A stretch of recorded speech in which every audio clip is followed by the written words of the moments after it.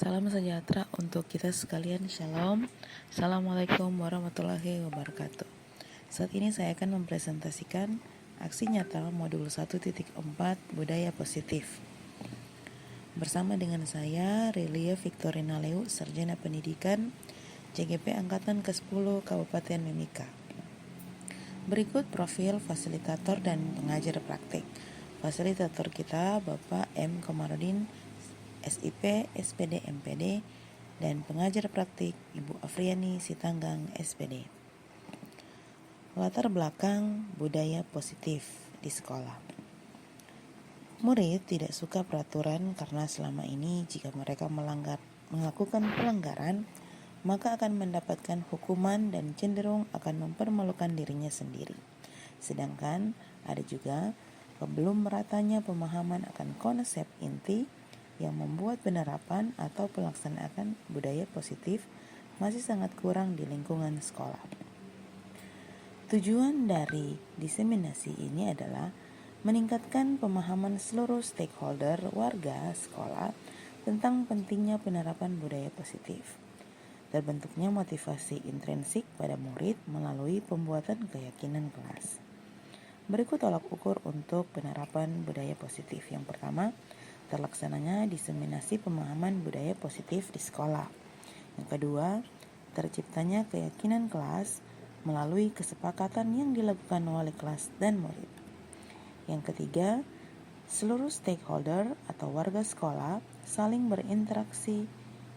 berintegritas dalam menjalankan keyakinan sekolah yang telah disepakati. Dan yang keempat, segitiga restitusi menjadi alat utama dalam menyelesaikan persoalan di kelas. Lini masa untuk kegiatan ini yang pertama adalah menghadap kepala sekolah untuk menjelaskan pentingnya penanaman budaya positif di sekolah, serta meminta izin untuk mendiseminasikan bersama dengan rekan-rekan guru. Mengumpulkan rekan-rekan guru untuk melakukan diseminasi pemahaman materi budaya positif, berkoordinasi dan berkolaborasi dengan wali kelas untuk membuat keyakinan kelas di masing-masing kelas. Memantau, merefleksikan, dan mengevaluasi keyakinan kelas yang telah dibuat. Dukungan-dukungan yang diharapkan didapatkan melalui kegiatan ini yang pertama adalah dukungan dari kepala sekolah, rekan guru, serta murid agar tindakan yang telah disusun dapat dilakukan secara lancar dan menyeluruh. Yang kedua adalah sarana dan prasarana untuk menumbuhkan budaya positif di sekolah. Yang ketiga, orang tua dalam melakukan budaya positif di lingkungan rumah masing-masing. Berikut ini merupakan kegiatan diseminasi pemahaman dan sharing pengalaman budaya positif. Selamat menyaksikan.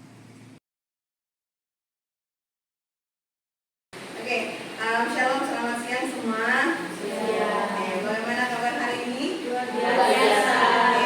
Pertama-tama terima kasih atas kesediaannya bagi rekan-rekan guru mau hadir saat ini sebagai tugas aksi nyata dari Pendidikan Guru Penggerak.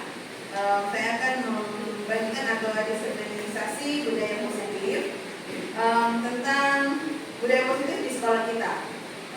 Budaya positif ini adalah satu modul yang saya dapat di Pendidikan Guru Penggerak dan saya lihat sangat baik untuk kita terapkan di proses pembelajaran kita atau bagaimana kita mengelola manajemen kelas kita. Sebelum mulai, kita akan membuka dengan doa. Kita sediakan materi untuk kita doa. Doa, terima kasih Bapak, terima kasih Tuhan.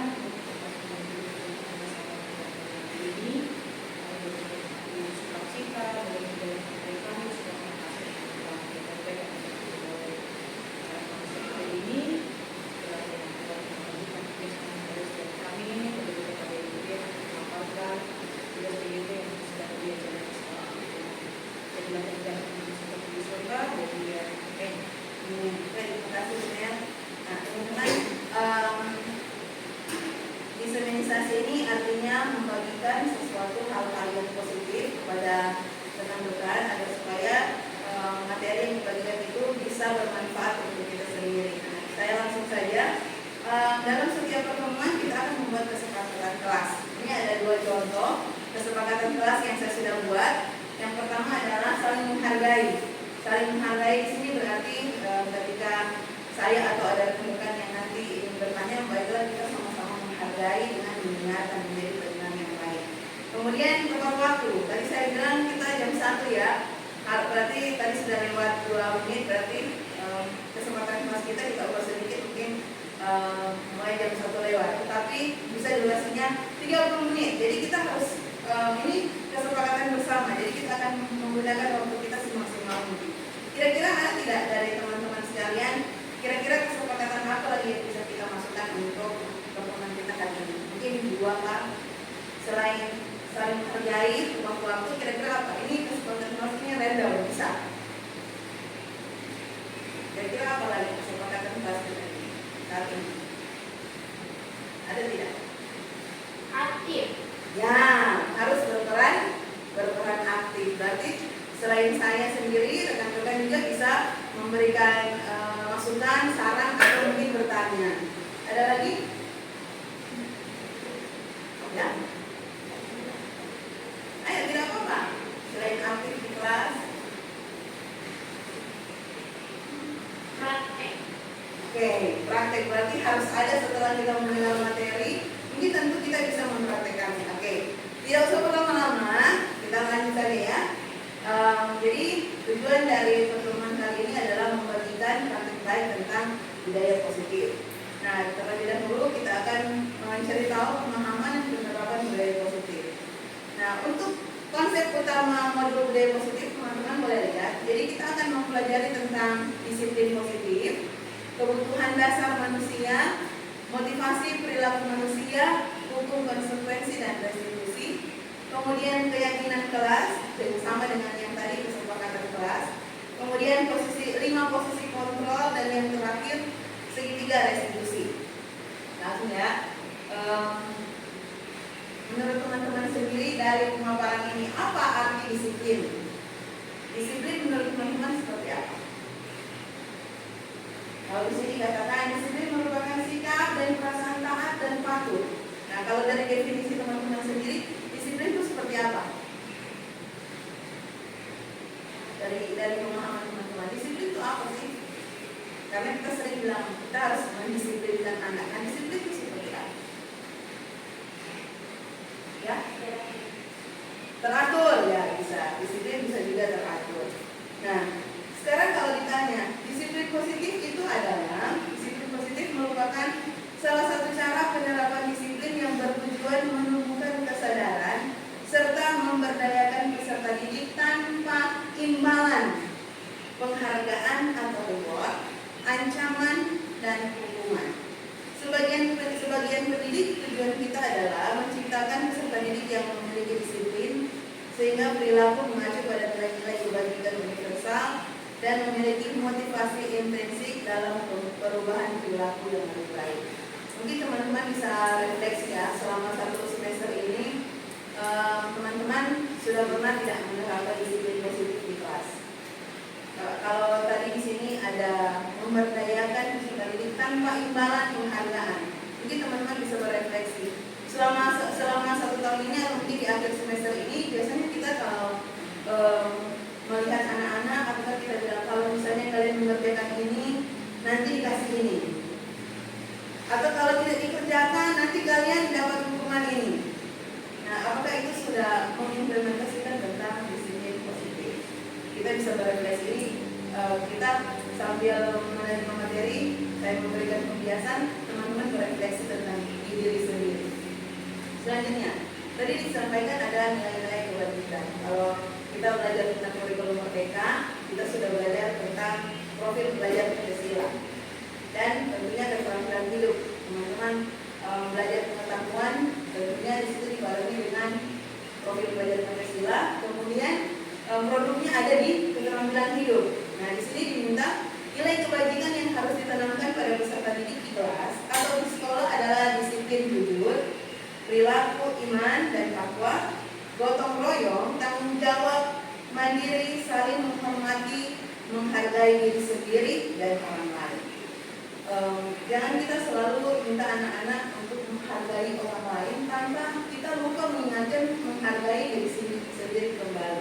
kita juga sebagai guru-guru memberikan contoh yang baik kepada anak-anak kita sekalian. Lanjut. Nah, ini sangat menarik, memahami tentang kebutuhan dasar manusia. Kebutuhan dasar manusia adalah segala sesuatu yang kita lakukan untuk mendapatkan apa yang kita inginkan. Terus apa kaitannya dengan proses pembelajaran? Nanti kita akan lebih paham lagi. Jadi seluruh tindakan yang kita lakukan tentu memiliki tujuan tertentu, dan semua usaha terbaik yang kita lakukan adalah agar kebutuhan dasar kita dapat terpenuhi dengan baik. Nah, teman-teman boleh lihat, ini adalah 5 kebutuhan dasar manusia. Kalau kita punya kebutuhan makanan, pakaian, tempat tinggal, keamanan, dan kesehatan, itu adalah kebutuhan bertahan hidup.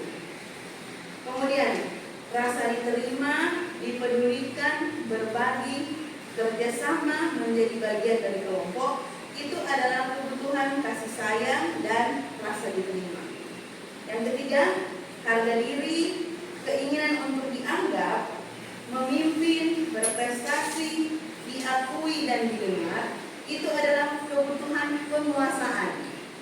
Yang keempat, mandiri, memiliki pilihan, mencoba hal baru, mampu mengendalikan diri, mengendalikan arah dirinya adalah kebutuhan kebebasan. Dan yang terakhir, bermain, humor dan antusiasme dan tertawa itu merupakan kebutuhan kesenangan.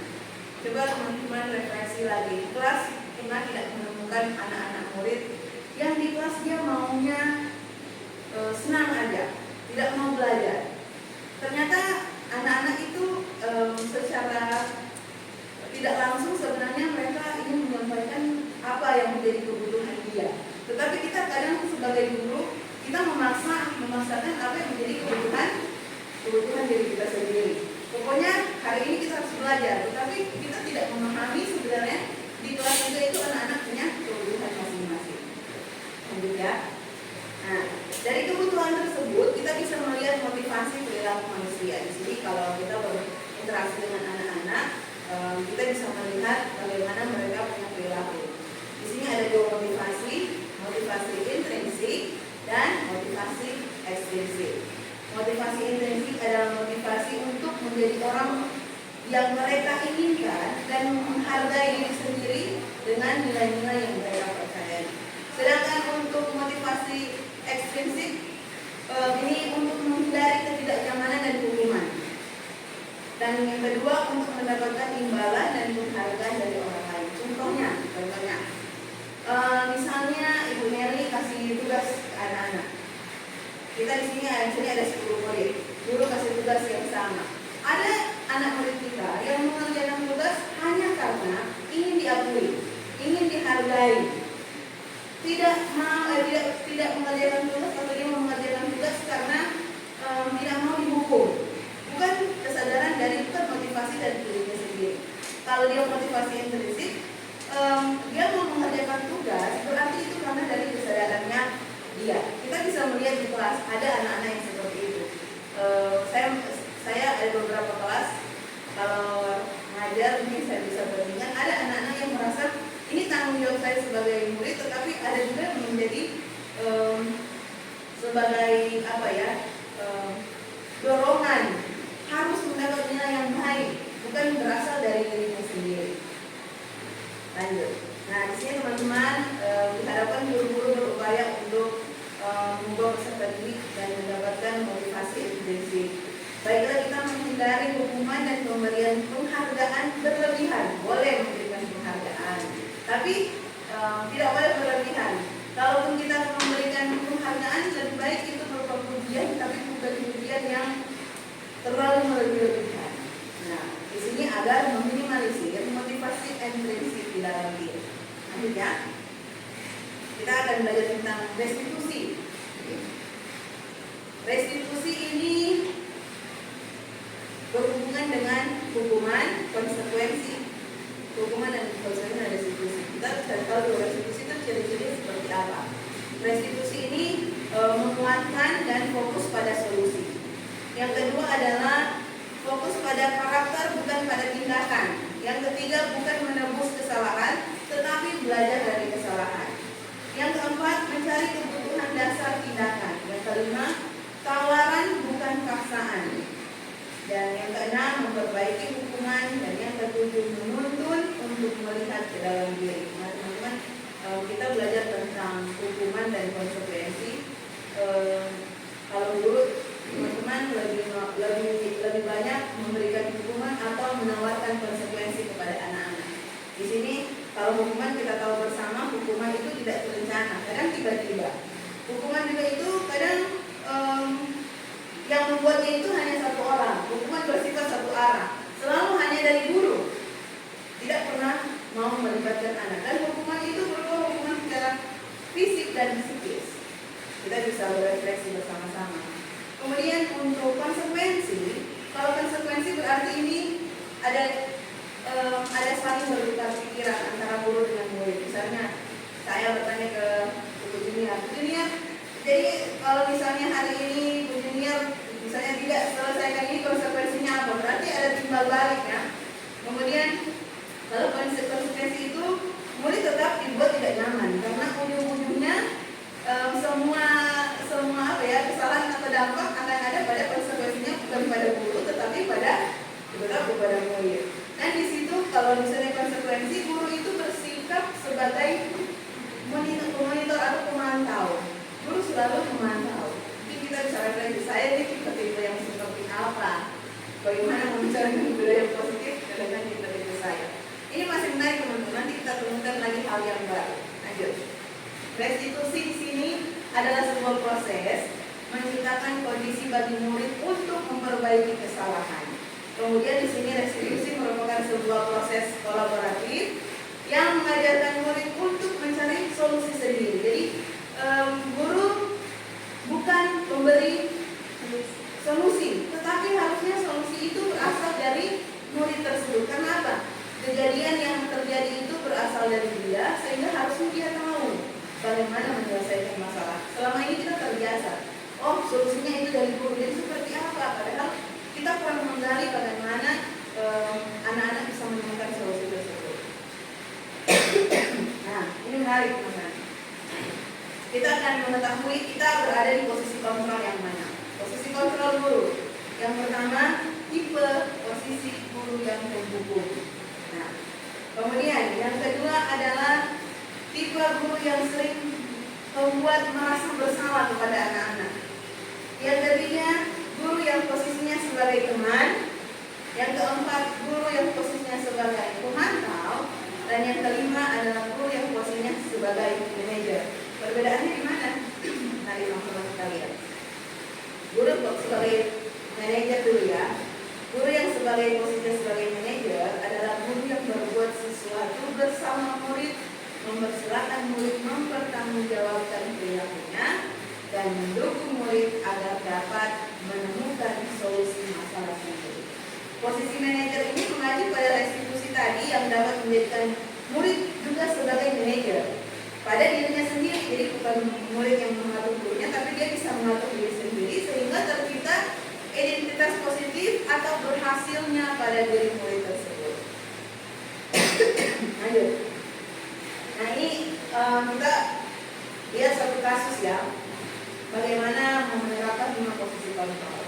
Kasus di sini adalah seorang anak yang bermain di kelas, tidak mendengar guru saat kegiatan belajar. Kalau kita guru yang sebagai posisi penghukum, pasti akan ada kalimat seperti ini. Ayo berdiri dengan satu kaki sampai pulang. Nah, kira-kira ada tidak yang seperti itu? Kemudian, kalau ada guru yang posisinya sebagai membuat rasa bersalah, kalimat dia berdiri. Berapa kali ibu guru sudah tegur kamu, tapi kamu saya tidak mendengar kata ibu guru. Jadi kita membuat ini anak merasa dia, aduh saya ini sudah ya seperti itu ya. Lanjut. Kalau dia posisinya sebagai manajer, dia akan bertanya begini. Apakah kamu tahu kesalahanmu? Kira-kira bagaimana kamu memperbaiki kesalahanmu? Beda kan? Jelas-jelas pasti beda. Jadi dari kasus yang sederhana ini mungkin kita bisa belajar bagaimana kita memposisikan diri di dalam kelas. Nah, coba teman-teman Pak, ini ada posisi kontrol. Jadi ada kalimat begini teman-teman, tebak ya, ini posisi kontrol sebagai apa? Yang pertama, saya kecewa sekali sekali dengan kamu. Posisi personalnya apa? Kalau dia bilang, kamu tidak pernah benar melakukannya. Kamu tidak pernah benar melakukannya. Apa tadi kamu kesalahan? Ini dia, mana? Merasa bersalah, apa lagi? Mantau. Lanjut.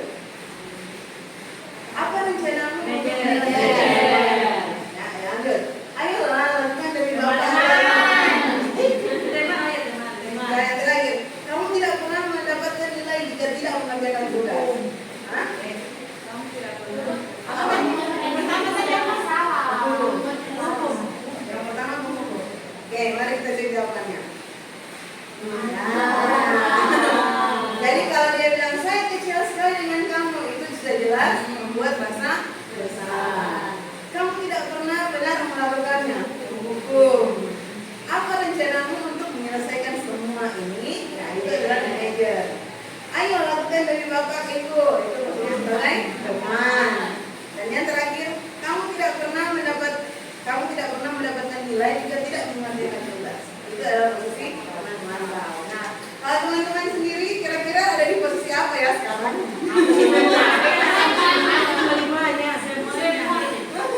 Nah, jadi mungkin kita dari contoh kasus ini saya juga waktu pertama kali dapat materi ini saya bilang waduh, ternyata semua ada di posisi ini ya. Ya mungkin beda kasus, beda posisi ya. Jadi diharapkan sebenarnya kita dulu boleh untuk sendiri sebagai manajer. Mari kita mengubah cara kita menyelesaikan setiap, jangan kita cari kasus kalau kita mau coba ya, jangan. Jadi kita mengubah cara kita memposisikan diri sebagai guru. Lanjut. Nah, ini ada keyakinan kelas berhubungan dengan penyelesaian masalah. Kalau tadi waktu awal saya bertanya kepada teman-teman, apa kesepakatan kita di dalam pertemuan ini? Nah, keyakinan kelas juga itu adalah kesepakatan kelas yang merupakan aturan dan norma yang dibuat oleh guru dan siswa bersama-sama untuk menciptakan lingkungan belajar yang kondusif. Yang kemudian keyakinan ini membantu murid untuk mengembangkan disiplin diri, karena murid akan belajar mematuhi keyakinan kelas yang telah dibuat sendiri, ya kan? Contoh, kalau kita buat kesepakatan di kelas, jadi sebelum kita belajar kita bikin kesepakatan nih. Sementara belajar kita mau apa?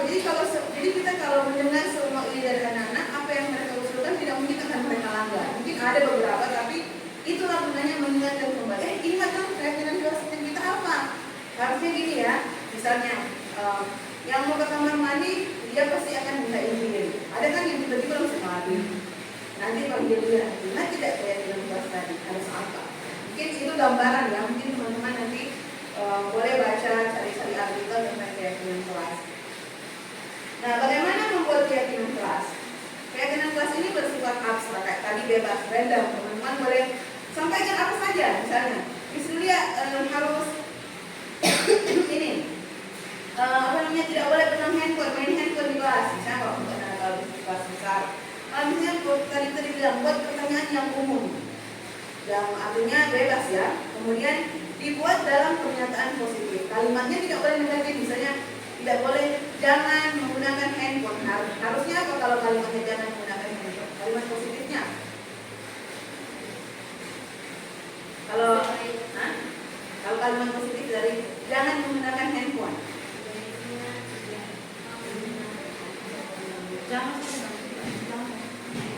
kalau kita ubah jangan menggunakan handphone, sebagai kata kalimat kita ubah dalam bentuk kalimat positifnya atau kan jangan, tetapi Penggunaan handphone dilarang.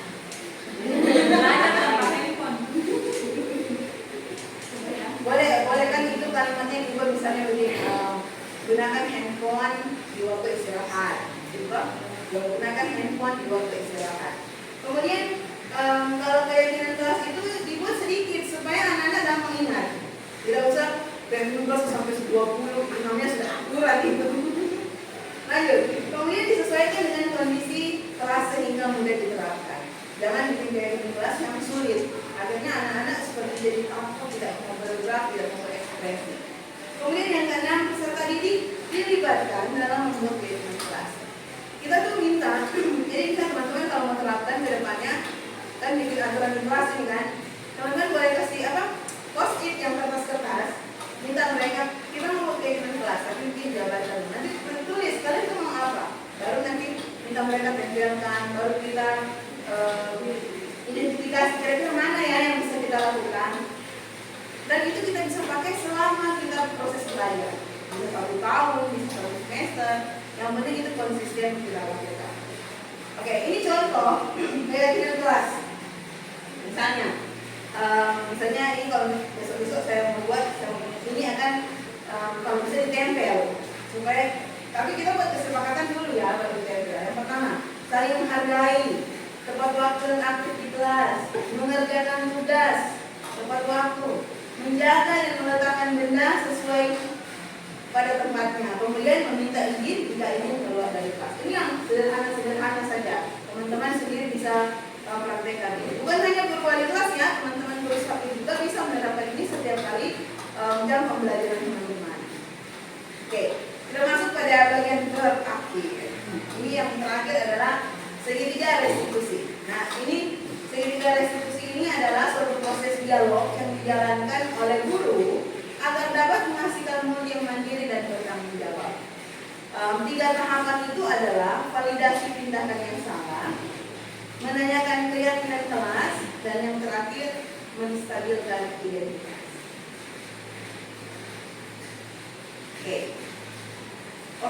Menstabilkan identitas yang pertama. Nah, teman-teman di sini prinsip kita untuk prinsip orang yang membuat kesalahan adalah ketika kita berbuat salah itu adalah proses. Jangan ketika kita menjudge orang, ketika dia berbuat salah kita menganggap sudah salah terus, tidak akan ada perubahan. Setiap kali kita belajar pasti kita akan membuat kesalahan. Nah, bagaimana cara menstabilkan identitas pada proses ini? Biasanya kalimat-kalimat guru yang akan muncul seperti ini. Berbuat salah itu wajar. Kira-kira pernah tidak teman-teman berefleksi dengan anak-anak kalau ada masalah pasti dipanggil kan? Pasti ada kata-kata tidak apa-apa. Sebenarnya orang salah itu wajar. Tapi ada anak ini. Jadi kita membuat anak ini tenang dulu. Jadi kata-kata ini bisa membuat anak-anak ini tenang sehingga dia bisa mengungkapkan apa yang menjadi keinginannya dia. Selanjutnya setelah menstabilkan identitas adalah memvalidasi tindakan yang salah. Kan dia sudah tenang dulu kan, sudah tenang. Baru kita ini nih apa? Cari tahu kan ada guru yang langsung bilang gitu. Kenapa kamu ngomong? Oh ya sudah langsung. Mana ada anak mau menjawab kalau dia sudah tertekan, ya kan? Mana ada anak menjawab kalau dia sudah tertekan. Mari kita stabilkan dia punya emosi dulu, kemudian mari kita mencari tahu. Kalimat-kalimatnya pasti bilang gitu. Sama itu yang kebutuhan yang pertama tadi juga. Tentunya kalau anak-anak ada buat masalah, tentu ada hal yang sebenarnya mau dia lakukan, tapi mungkin caranya yang salah, dia belum bisa mengekspresikannya.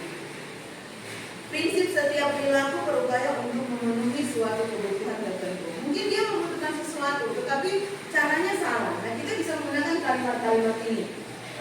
Kamu pasti punya alasan mengapa melakukan hal tersebut. Kalau kemarin praktek yang saya buat ke anak-anak yang terlambat dan menyontek waktu ujian. Waktu itu pas saya ujian di SMP, saya memperhatikan ada anak yang menyontek. Sekalian aja saya praktek segitiga restitusi. Akhirnya menggunakan kalimat-kalimat tahapan-tahapan ini, dia bisa menemukan solusi yang ada. Tahap yang terakhir adalah menanyakan keyakinan kelas. Setelah kita sudah mengetahui alasan, kita kembalikan lagi nih keyakinan kelas.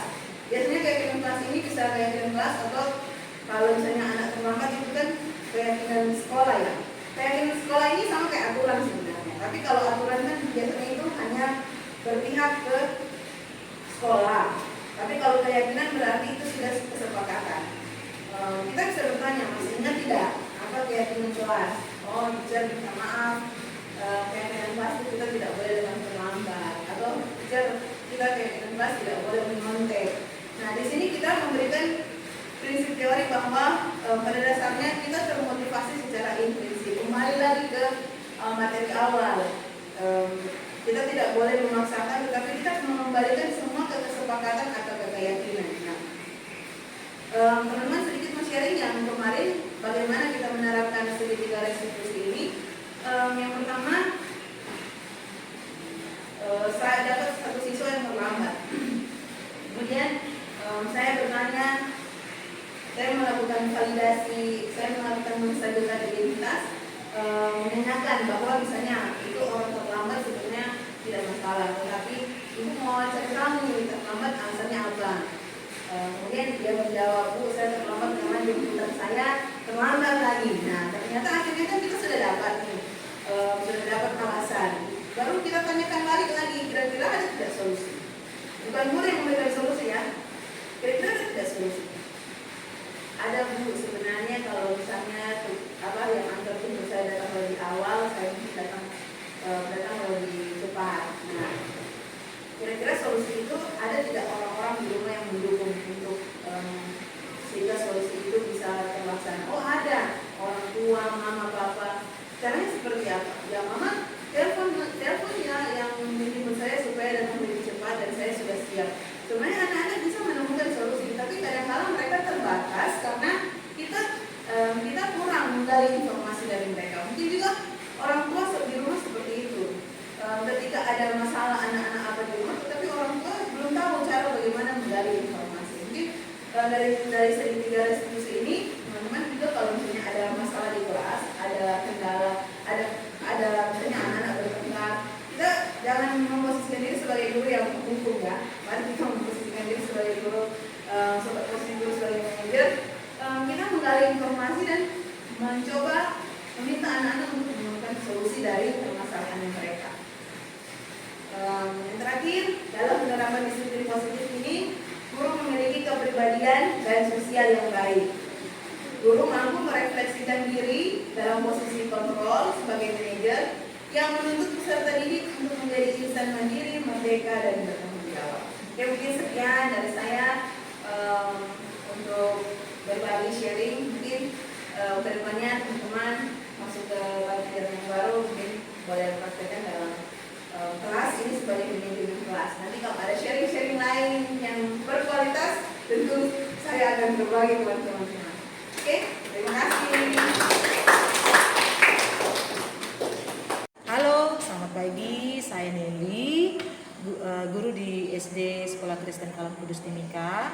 Saya mau mengucapkan terima kasih kepada Ibu Lilia khususnya yang telah berbagi kepada kami guru-guru di sekolah ini tentang budaya positif.